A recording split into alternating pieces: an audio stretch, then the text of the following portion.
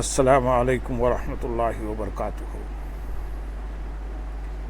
الحمد للہ رب العالمین والصلاة والسلام علی سید المرسلین، اما بعد فاعوذ باللہ من الشیطان الرجیم، بسم اللہ الرحمن الرحیم۔ برادران عزیز و معزز خواتین، آج کی اس نشست میں سورۃ الرعد کی آیت نمبر 8 سے آیت نمبر 11 تک تمام آیات کا ترجمہ و تفسیر پیش کرنے کی سعادت حاصل کی جائے گی۔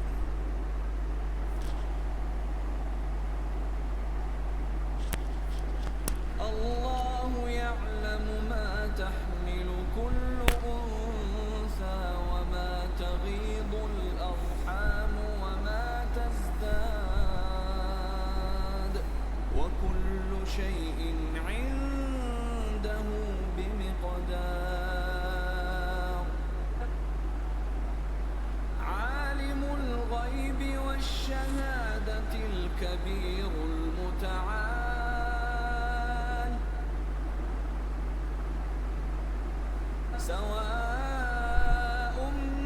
منكم من أسر القول ومن جهر به ومن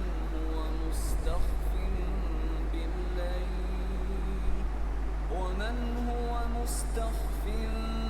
بالليل وسارب بالنهار له معقبات من بين يديه ومن خلفه يحفظونه من أمر الله إن الله لا يغير ما بقوم حتى يغيروا ما بأنفسهم وإذا أراد الله بقوم سوءا فلا مرد له وما لهم من دونه من وال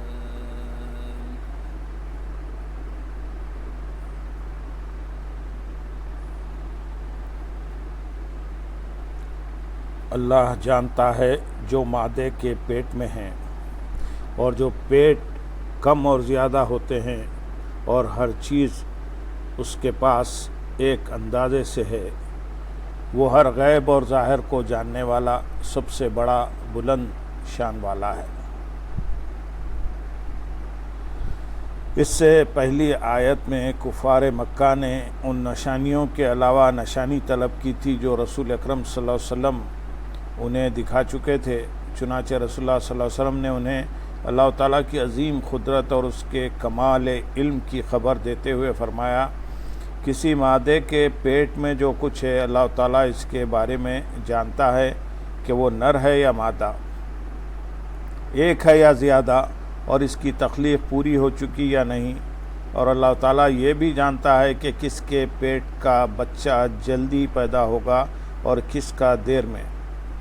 بعض مفسرین نے یہ بھی کہا ہے پیٹ کے گھٹنے بڑھنے سے بچے کا مضبوط خلقت میں پورا اور ناقص ہونا مراد ہے۔ اس کے بارے میں جاننے کے لیے حضرت احمد رضا خان رحمۃ اللہ علیہ کی یہ تحریر انتہائی مفید ہے۔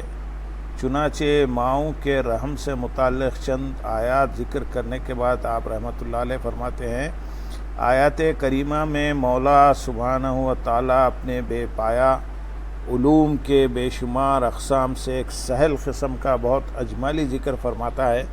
کہ ہر مادے کے پیٹ میں جو کچھ ہے سب کا سارا حال جیسے پیٹ رہتے وقت اور اس سے پہلے اور پیدا ہوتے اور پیٹ میں رہتے اور جو کچھ اس کے گزرا اور گزرنے والا ہے، جتنی عمر پائے گا، جو کچھ کام کرے گا، جب تک پیٹ میں رہے گا، اس کا اندرونی بیرونی ایک ایک عضو، ایک ایک پرزہ جو صورت دیا گیا، جو دیا جائے گا، ہر رونگٹا جو مقدار مساحت وزن پائے گا۔ بچے کی لاغری، فربہی، غذا، حرکت خفیفہ زائدہ، انبساط، انقباض اور زیادت و خلت خون، تمس و حصول فضلات و ہوا و رطوبت وغیرہ کے آن پر پیٹ جو سمٹتے پھیلتے ہیں، غرض ذرہ ذرہ سب اسے معلوم ہے، ان میں کہیں نہ تخصیص ذکورت و انوثت کا ذکر، نہ مطلق علم کی نفی و حصر، تو یہ محمل و مختل اعتراض پادر ہوا کہ بعض پادریاں نے پادر بند ہوا کی تازہ گھڑت ہے۔ اس کا اصل منشا معنی آیات میں بے فہمی محض یا حسب عادت دیدہ دانستہ کلام الہی پر افطرا و تہمت ہے۔ قرآن عظیم نے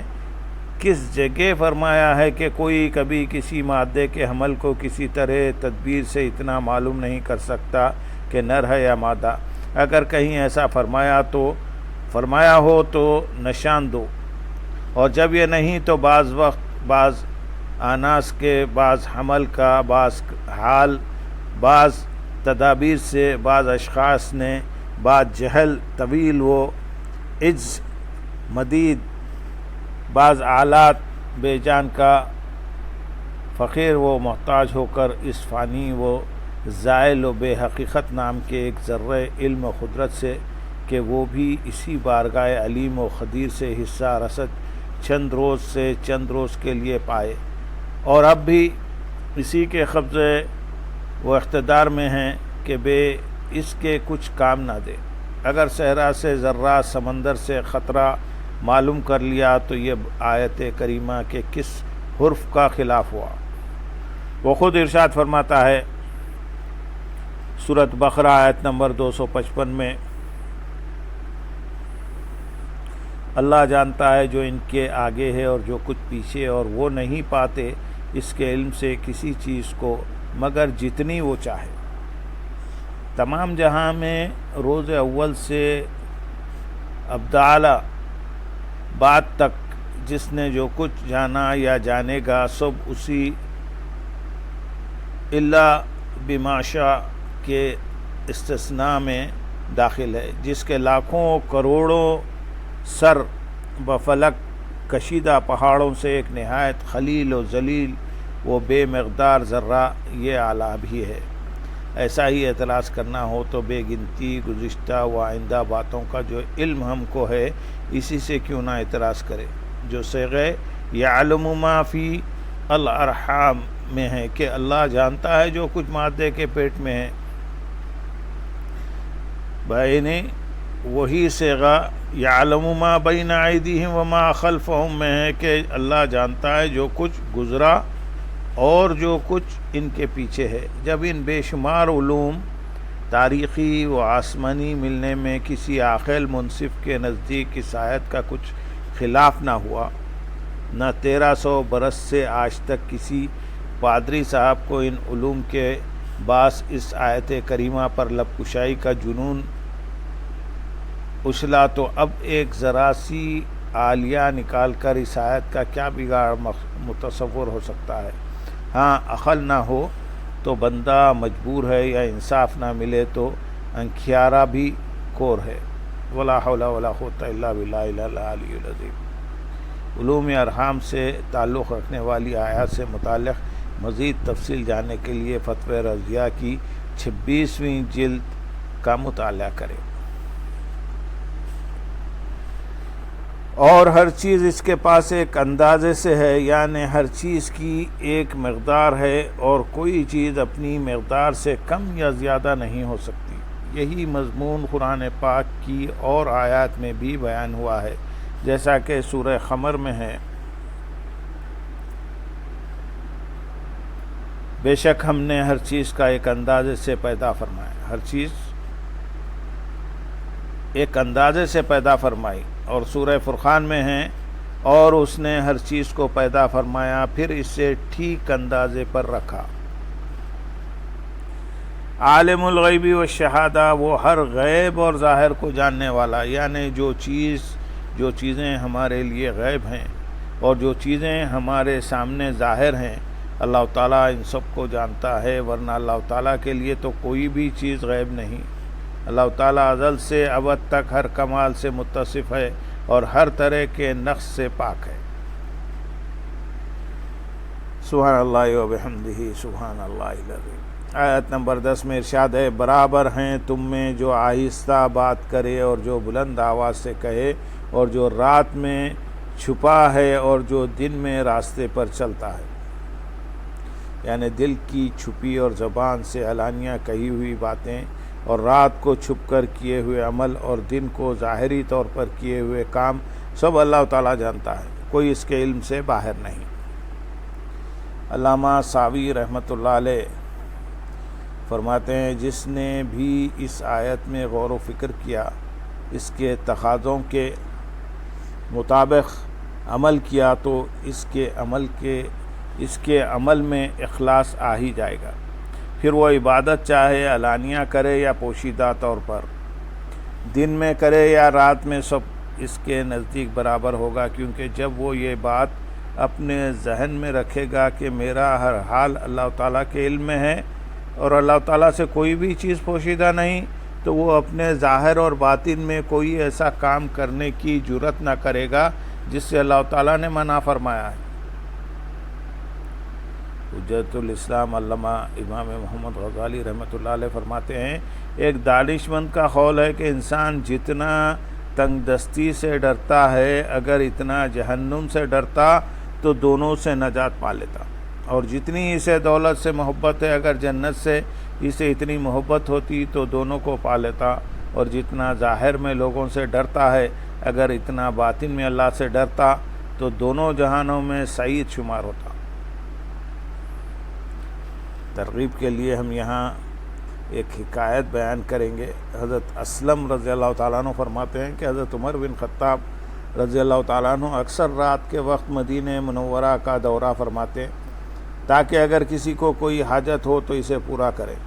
ایک رات میں بھی ان کے ساتھ تھا۔ آپ رضی اللہ تعالیٰ عنہ چلتے چلتے اچانک کے گھر کے پاس رک گئے۔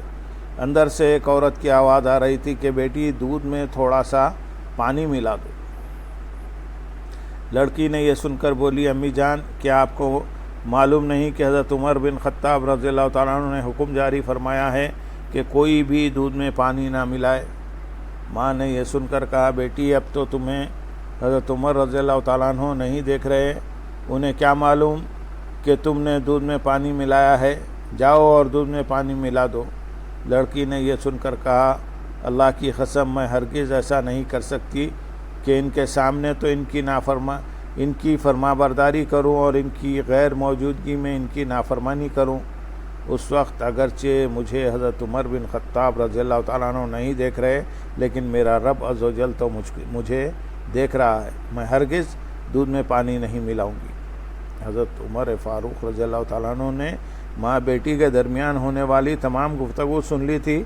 آپ رضی اللہ تعالیٰ عنہ نے اس لڑکی کے شادی شدہ ہونے کے بارے میں معلومات حاصل کی تو پتہ چلا کہ ابھی اس کی شادی نہیں ہوئی۔ چنانچہ آپ رضی اللہ تعالیٰ عنہ نے اس لڑکی کے گھر اپنے صاحبزادے حضرت عاصم رضی اللہ تعالیٰ عنہ سے شادی کے لیے پیغام بھیجا تو انہوں نے بخوشی قبول کر لیا۔